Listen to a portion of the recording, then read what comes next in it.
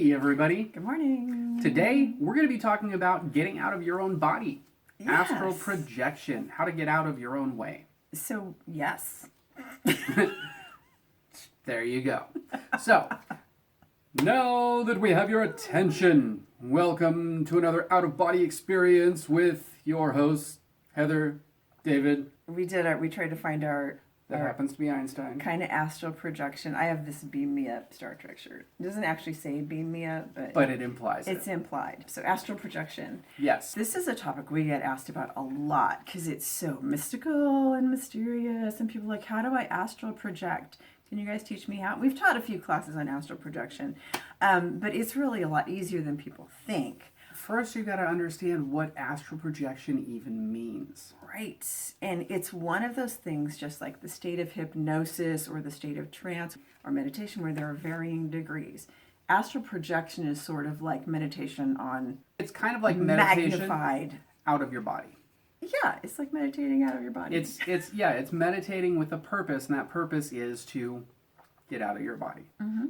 In its simplest terms, astral projection is projecting your consciousness outside of your body. So I want to tell you ways that you're already doing this. You are already projecting your consciousness out of your body. You do that several times in the day when you just sit and daydream. Let your mind wander. And science has shown that daydream is actually really good for the mind because you can actually go to the beach.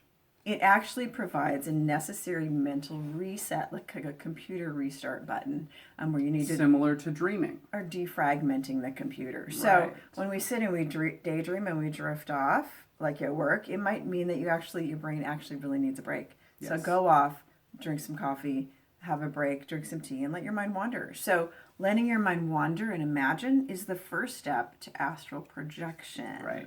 And one of the greatest things that you could possibly do to make any of these things as easy as possible is to allow yourself the freedom in your mind to play, pretend, and imagine as if you're a child. Your imagination and your logic and everything kind of goes together. Right. So your imagination and what's actually happening, like blend. They're going to blend. So don't worry about that, because one of the things that blocks people with any kind of meditation or intuitive work is like, I'm worried. Making it up. I'm just making it up. It's not real. You're never going to get to real if you don't give yourself the freedom to play. So allow yourself to imagine, sit and daydream, and imagine that you're flying off into the stars. Imagine a place that you want to astral project to. Imagine, let's say you want to project to Italy.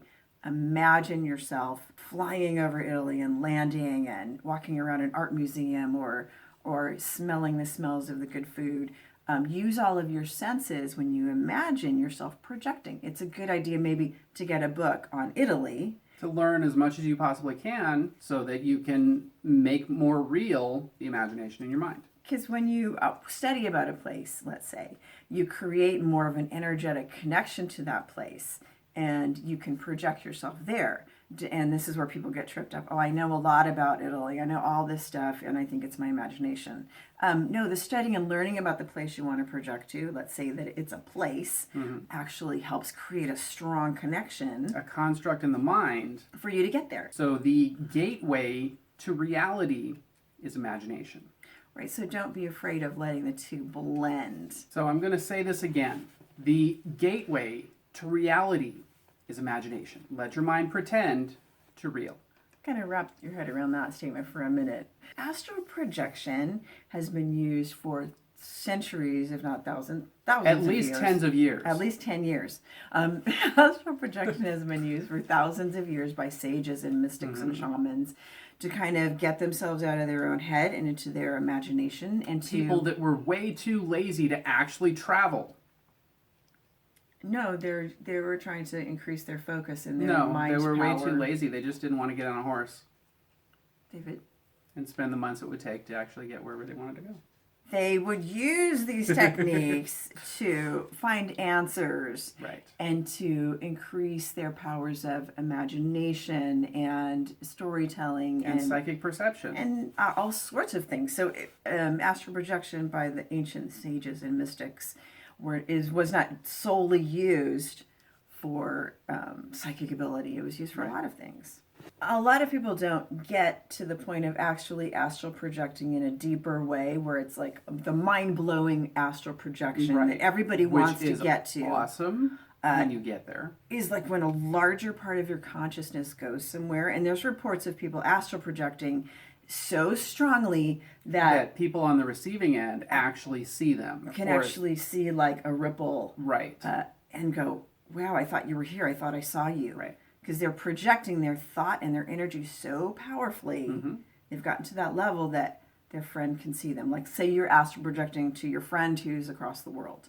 They're like, dude, I thought I saw you today. And your friend's like, ha, ha, ha, I was astral projecting. It takes a while to get to that point, but it starts with the simple thing that Play, pretend, and imagine. it starts with that. But it's a practice like everything else, so practice it. And the more you practice, the better you're going to get at it. Back in high school, this one was in high school, A woman? 16-ish. You were in high school? Dating a Okay, woman? she was a girl. Okay. She was across the city from me, and I didn't have any way to get there. Couldn't go see her. Wanted to go say hi, and she was like, you know what? Just think of me. And I was thinking about her and thinking so strongly that I actually imagined myself flying out of my body, out of my house, up into the air, across the city, landing in front of her street. She told me the next day that she thought I was actually knocking on her window. She saw something out of the corner of her eye, opened the window, thought I was there, felt me there, wasn't actually there. And it was an agreed upon meeting. Okay. So. Stalker.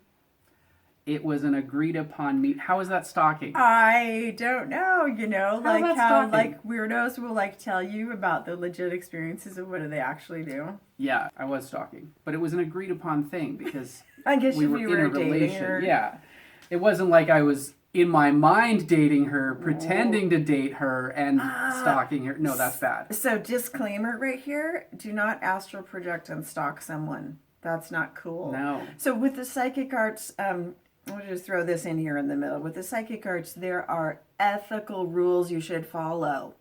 Just like life. Just like life, you wouldn't leave a message on somebody's answering machine. Don't walk in their front door. Yeah, that's weird. So if you want Don't to get weird. astral project and knock on their door and say, hey, or leave a message on the phone machine, that kind of thing. If it's somebody you're dating and you want to play, it's nice to have Somebody that you can play with. a friend to play with. Like, when David and I first met, we played around with a lot of astral projection. In fact, lot. the very first time, similar story, the very first time we connected via... We met online. We met online. I'm just going to put it out there. We met online. A lot of you have met online, but we were we weren't actually looking for love. I was looking for networking for business. And so we started connecting that day through email, and I felt The myself, first time that she emailed me, I kind of went out of body and astral projected. traveled around me, and I could actually feel her there. And I was kind of describing things about him and his energy and all of that. Now, I've practiced for a long time, so you may not do this on your first try. And so walked around him and told him these things and typed him out in the little email because we hadn't even talked on the phone yet. Right. And he was like, oh my gosh, you're right on, you're right on, you're right on. So, And I felt you, and you feel very familiar. so it's a really good thing to have a friend to practice with. Even though we hadn't achieved friend status yet, we were just, but we did. but it was, But it was an agreed upon thing. that's more about our story and the universe that Had these threw us crazy together. That's sort of and that's a question actually. How did you guys meet? So we're gonna do. We'll do a whole video topic on that, one. but that's a little snippet of how we collided in the universe and met each other. So it's kind of a big story. It's an epic. It's an epic story, kind of. I'm pretty impressed with her. I have been since I was stalking her. There were these things called chat rooms, and within these chat rooms there were like-minded people that would come together, and one of those particular chat rooms was on journeying, dream journeying, astral travel, and there were a bunch of friends in there, and what we would do was we would set the intention to basically meet up at a particular time right before we went to sleep,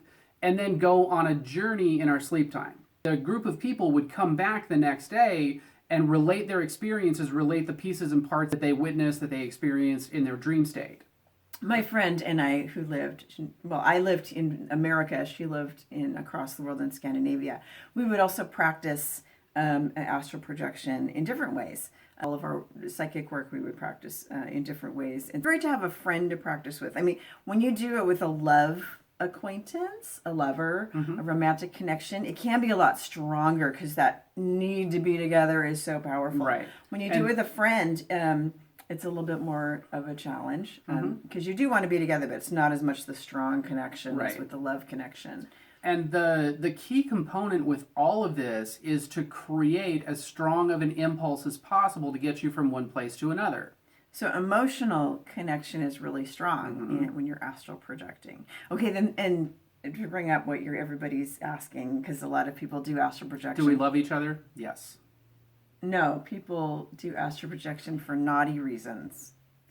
A lot of times. Who's going to ask us that? Nobody's asking us that. I'm telling them that. Don't do it. No, I'm telling them do it. Oh. If it's with your love partner. Oh, yeah, because there was that. A lot of time. I'm talking about a lot of people will practice astral projection with their love partner that they can't be with. Right. For like an emotional naughty encounter. So if you want to play with that, that's possible. People do that also. Guarantee to like it. kind of energetically Connect and bond. Of And course, play. there's also webcams now. So David and I would practice dream astral projection when we first met because he lived in Sacramento and I lived here. So we would go, we do the same thing that he and his friends would go, where do you want to meet? But we do it in dream time. Right. So if you're having a hard time getting out of your way with conscious astral projection, like when you're awake and you're meditating, starting with dream astral projection. It's a lot easier because your subconscious play mind is already there. Your subconscious play mind is not going to get in your way. Your conscious mind gets in your way. Right. You can do it on your own, of course, because in your dreams, you're automatically astral projecting. So if you do it intentionally, like I'm going to go to Italy in my dreams, you astral project. Don't worry that you don't remember it. You might have dreamed it and not remembered it. As you practice, you're going to start remembering it. Right. You might want to take notes about what you saw if you do it with a friend. And that's what David and I would do when we first met and we were in different states. Let's go to this island or let's go to, France, and we'd astral project and meet. And then we would compare notes. What did you see? What did you see? And we would always see really similar things. Right, like the same elements, but different perspectives of those elements.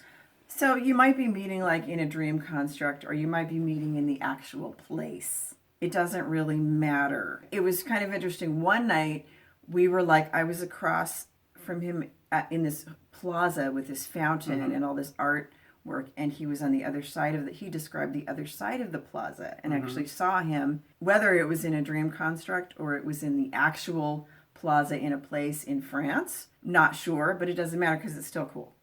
Yeah, because the bottom line was that even without knowing where we were going, we each described the opposite perspective. So we astral projected to each other in some construct regardless, or in some actual location.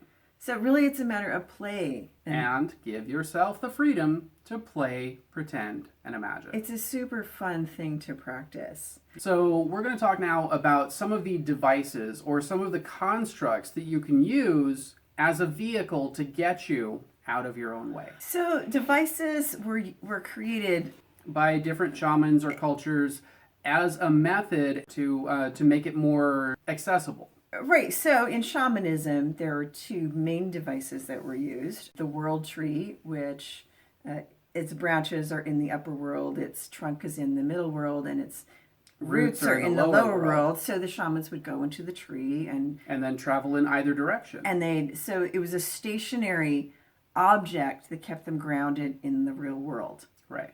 And so that made them that's a way for anyone to feel safe, that they're connected to the world, so they can get out of their own way and go and travel. So that it kind of helps eliminate fears that you might get stuck in some other place. It's like a grounding mechanism. Another one would be the mountain. The central mountain of the universe. Yep. And a third one would be the Merkabah. Well, the Merkabah is related to Jewish mysticism. It's not a stationary tool, though. But it's still a construct for you to feel safe while you're out traveling. So it would be like your own internal spaceship. Right. So you've got the tree and the mountain, which are stationary and make you feel grounded. You've got the Merkabah, which is like a little Mobile. traveling device, and you would imagine yourself inside of this Merkabah, which is like it's like a three-dimensional star basically. Right.